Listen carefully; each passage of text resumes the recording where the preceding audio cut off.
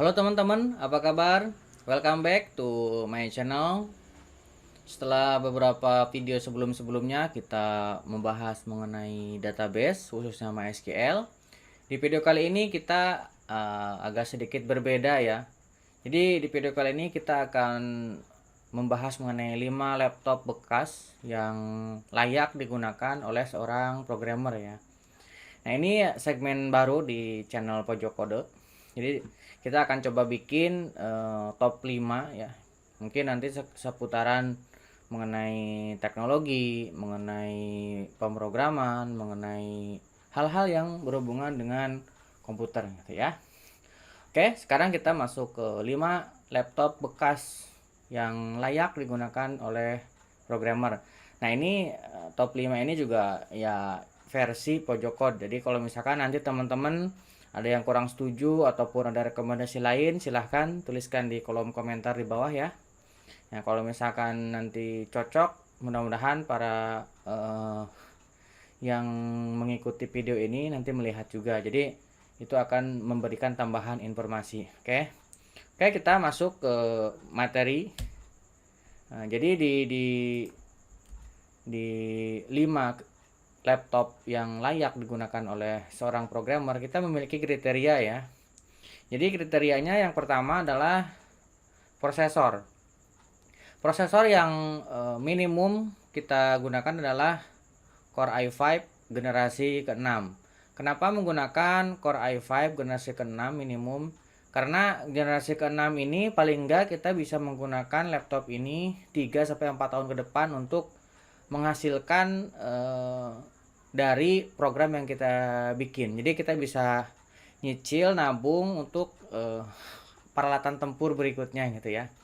Nah gitu ya. Jadi kemudian selain prosesor, kita juga harus mensyaratkan minimal RAM-nya 8 GB. Nah ini kalau misalkan laptop saat ini RAM-nya di bawah 8 GB kayaknya udah gimana ya, agak banyak banget kepentoknya lah nanti. Walaupun menggunakan Linux saat ini juga lumayan berat. Kalau hanya menggunakan 4 GB nanti teman-teman akan menemukan satu waktu agak delay gitu. Kemudian kita juga menyarankan untuk yang menggunakan SSD minimum.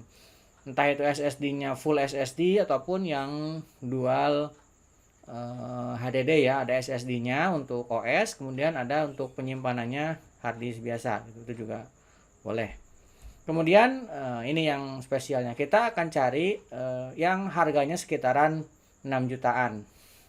Nah, dari ketiga empat syarat ini kita coba rangkum dan mudah-mudahan ini menjadi informasi yang berguna buat teman-teman ya. Oke. Untuk yang pertama, nah ini yang pertama agak melenceng sedikit ya dari syarat yang tadi kita kita bikin di awal.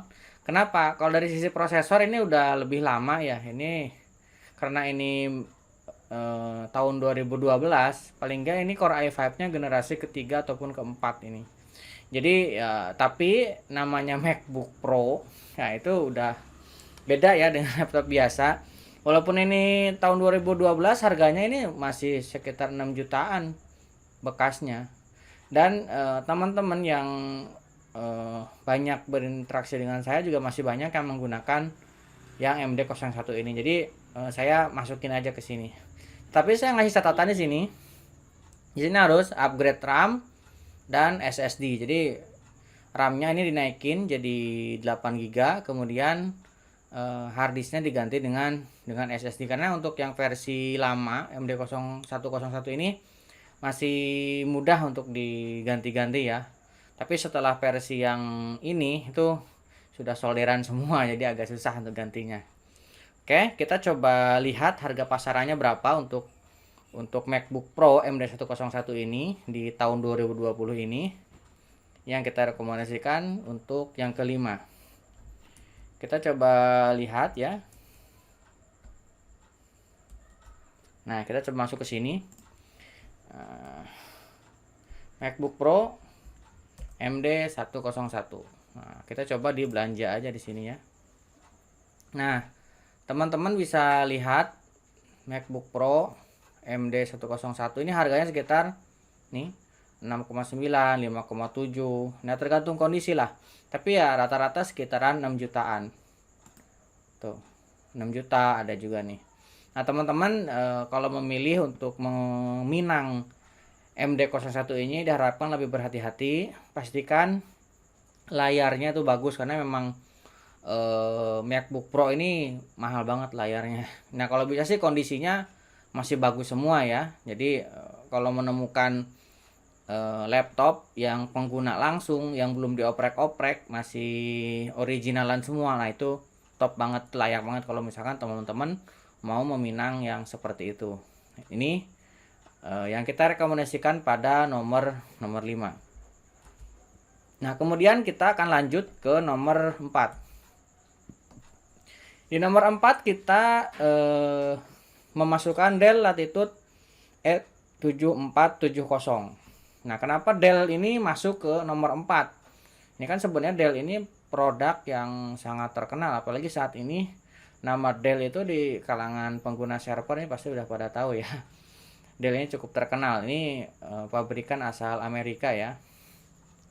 Nah, tetapi kenapa dimasukin nomor 4? Karena ini SSD bawaannya cukup kecil dan emang spare partnya agak sedikit mahal dibandingkan dengan yang lainnya. Jadi kita masukkan opsi ke nomor 4. Spesifikasinya masuk, Core i5 generasi ke-6, speednya juga bagus, masuk. RAM-nya juga masuk, bisa di-upgrade. Kemudian SSD-nya juga masuk dan juga bisa di-upgrade. Juga sudah mendapatkan Windows 10 original. Kalau misalkan teman-teman meminang Dell ini seharusnya. Kita coba lihat pasarannya berapa saat ini. Nah, kita coba cek Dell Latitude. Nah, yang nah ini nih. Kita lihat nih. Ini di marketplace ya. Kita tidak sebut mereknya lah. Ini Dell Latitude. Ini sebenarnya untuk kelas Latitude ini kan kelas bisnis ya. Jadi teman-teman sebenarnya tidak harus yang E7470. Bisa teman-teman mengambil alternatif lain, tetapi teman-teman perhatikan spek yang tadi saya sampaikan ya. Core i5 generasi ke-6 minimum, kemudian RAM-nya 8GB, sudah SSD. Kalau bisa sih yang Core i7 kalau misalkan teman-teman menemukan yang bagus ya. Kalau kita lihat harganya tuh masih sekitaran 6 jutaan.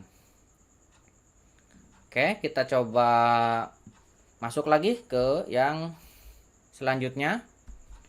Nah, yang untuk yang nomor 3, nah kita memasukkan HP EliteBook. Untuk yang nomor 3, kita memasukkan HP EliteBook 820. Sebenarnya tidak harus EliteBook 820, semua jenis EliteBook kayaknya bagus juga karena beberapa klien yang ketemu dengan saya itu banyak juga yang menggunakan HP EliteBook ini. Tapi teman-teman perhatikan di sini prosesornya sama dengan yang digunakan oleh Dell tadi generasi ke-6, terus speednya juga sama. Nah, ini juga RAM-nya udah 8GB, bisa di-upgrade. Ini juga udah SSD-nya lebih gede daripada Dell tadi, 256. Kemudian ini sudah HD grafik ya. Nah, ini yang nilai plusnya nih. Sudah Full HD 1080. Jadi teman-teman bakal menemukan pengalaman ngoding lebih enak dibandingkan dengan yang tadi sebelumnya. Jadi kenapa ini masuk ke nomor 3? Karena ada nilai plus ini. Display mode-nya ya. Sudah 1080. Itu kita coba lihat pasarannya berapa. Ini karena ini termasuk juga laptop bisnis ya. Kita coba lihat.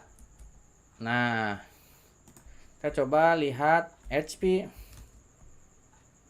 EliteBook. Nah, ini ya. Nah, pasarannya itu masih lumayan mahal ya. Kalau yang barunya jelas mahal, ini sekitaran 6 jutaan. Tuh, ini juga 6 juta EliteBook generasi ke-3. Ini udah SSD, RAM-nya 8GB, Core i5 ini. Teman-teman pinter-pinter saja menyeleksi, namanya juga barang bekas ya. Kalau teman-teman menyeleksinya dengan cerdas, dengan pintar, teman-teman akan menemukan barang yang bagus gitu kan. Makanya tapi harus tetap berhati-hati dalam membeli barang bekas itu ya. Oke, kita coba masuk ke yang berikutnya. Nah, yang berikutnya yang nomor 2 adalah ThinkPad X260. Nah, kenapa ThinkPad X260 masuk ke nomor 2? Nah, ini dari sisi baterainya nih. Sisi baterainya ini jauh lebih lama ya dibandingkan dengan HP sebelumnya. Makanya sini masuk ke nomor 2. Layarnya sudah IPS, sudah 1080 juga. Portnya lengkap. Kemudian RAM-nya sudah 8 GB DDR4. SSD-nya juga sudah 256 dan di sini ada kurangnya sedikit. Jadi RAM-nya ini cuma satu slot. Jadi kalau teman-teman mau upgrade ya maksimum cuma 16 GB ya. Tapi kalau misalkan teman-teman menemukan yang Core i7 nanti ada yang sudah di include tidak bisa dirubahnya 4 GB. Kemudian yang bisa diganti-gantinya itu 4 GB aja. Teman-teman bisa upgrade lagi menjadi lebih dari 16 GB. Berarti sekitar 16 ditambah 4 GB gitu kan. Jadi 20 GB itu RAM-nya. Ini masuk ke nomor 2 karena memang saya sudah mencoba sendiri dan sudah pernah memakainya. Ini laptop yang sangat enak dipakai. Keyboardnya ini sangat enak banget. Kemudian durability-nya bagus, jarang ada masalah. Jadi layak ini masuk ke nomor 2. Dan ini saya recommended banget buat teman-teman yang mobilitasnya cukup tinggi tetapi membutuhkan laptop yang tangguh gitu. Nah, ini cocok banget buat teman-teman. Kita lihat harga pasarannya berapa. Nah, ini kita masuk lagi, kita coba cari ThinkPad X260. Nah, ini pasarannya tuh sudah sekitar udah 4 juta. Kalau misalkan yang bagus ya sekitar 6 juta. Jadi tergantung kondisi sebenarnya tuh. Ini 6 juta. Jadi teman-teman pintar-pintar saja kalau misalkan teman-teman menemukan yang bagus, dapatnya Core i7 itu jauh lebih baik lagi. Jadi teman-teman bisa berinvest 3 sampai 4 tahun ke depan untuk peralatan tempur teman-teman ya. Nah, sekitaran segitulah teman-teman, silahkan survei sendiri di marketplace ya. Nah, kita coba untuk yang nomor satunya apa. Nah, sebenarnya nomor 1 ini masih dari keluarga ThinkPad ya. Nah, ini kenapa saya memasukkan nomor 1 ke nomor memasukkan ThinkPad T460 ke nomor 1. Sebenarnya spesifikasinya sama dengan yang X. Jadi hampir mirip lah dengan X 260, hanya yang beda adalah dari sisi layarnya aja. Yang ini sudah 14 inch dan spesifikasinya mirip-mirip banget dengan yang 260 tadi, dan kelebihannya di sini adalah layarnya jauh lebih besar ya. Jadi kalau teman-teman yang ngoding agak-agak banyak, nah di sini lah jauh lebih enak dibandingkan yang tadi yang 12,5 inch yang tadi. Ini jauh lebih enak lah. Karena saya sendiri sudah pernah mencoba yang seri X tadi dan seri T. Jadi saya lebih merekomendasikan nomor 1 untuk seri T460. Tapi kembali lagi ke budget teman-teman ya. Jadi untuk spesifikasinya saya rasa tuh mirip banget dengan yang X260 tadi. Nanti tinggal teman-teman seleksi saja yang bagus di pasaran yang mana. Nah, itu kembali ke teman-teman ya. Oke, kita lihat di pasarannya berapa saat ini. Nah, kita T460. Nah, kita lihat ThinkPad T460. Oh, ini masih agak mahal kalau yang i7 ya. Tapi untuk yang i5 ini sudah lebih murah ya, ada yang 5 juta juga ada, tergantung kondisi. Kalau barunya lumayan mahal, 19 jutaan. Tapi teman-teman mendapatkan harga bekas yang agak miring di sini dengan spesifikasi yang cukup mumpuni. Tapi ya itu teman-teman harus berhati-hati ketika membeli karena memang banyak banget di pasaran yang sudah dikanibal ya. Jadi teman-teman harus seleksi dan lebih hati-hati ketika membeli laptop bekas ya. Kalau memang teman-teman ada budgetnya ya lebih baik beli laptop baru ya, yang sesuai dengan spesifikasi yang dibutuhkan teman-teman. Oke, kita balik lagi. Nah, kira-kira seperti itu di video kali ini kita merekomendasikan 5 laptop yang masih layak digunakan oleh seorang programmer di tahun 2020. Yang pertama tadi ada MacBook Pro yang tahun 2012, kemudian ada Dell, kemudian ada HP, kemudian ada ThinkPad X260, kemudian ada ThinkPad T460. Kenapa kok X1 Carbon tidak masuk, Dell XPS tidak masuk? Karena memang harganya itu sudah tidak masuk ke sekitaran 6 juta. Tapi kalau misalkan teman-teman bisa menemukan yang harga yang sekitaran 6 jutaan itu jauh lebih baik lagi gitu kan. Tapi biasanya kalau yang harganya agak miring itu isinya rada kurang bagus dalemannya itu. Jadi kita merekomendasikan yang ini saja, 5 laptop. Kalau ada teman-teman ada rekomendasi lain silahkan tuliskan di kolom komentar. Mudah-mudahan materi ini bermanfaat buat teman-teman. Jangan lupa subscribe channel ini dan nyalakan tombol loncengnya.